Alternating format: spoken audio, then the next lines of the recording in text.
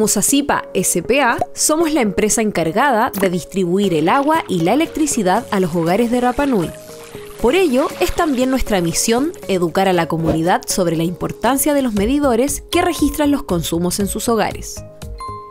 Es fundamental que, por su seguridad, los usuarios no intervengan, modifiquen ni trasladen los medidores. De requerirlo, debe solicitarlo directamente en la Oficina Comercial de Atención al Cliente de SACIPA S.p.A. En los casos de morosidad, la empresa está facultada legalmente para cortar el suministro de energía o agua según sea el caso. El corte consiste en la desconexión del medidor dejando un sello rojo que indica que el servicio ha sido cortado por deuda. Bajo ninguna circunstancia se debe intervenir el medidor para autorreponer el servicio, pues la autorreposición es un delito y está penado por la ley.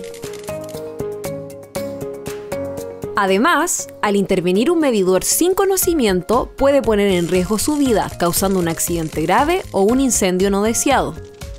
Algunas fallas de la red, como cortes de energía o bajas de presión de agua, se dan porque existen conexiones irregulares.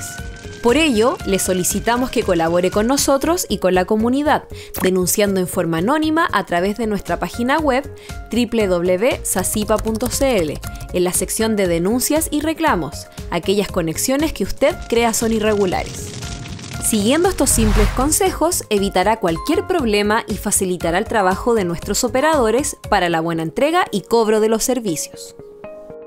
SACIPA, cuidando a la comunidad de Rapa Nui.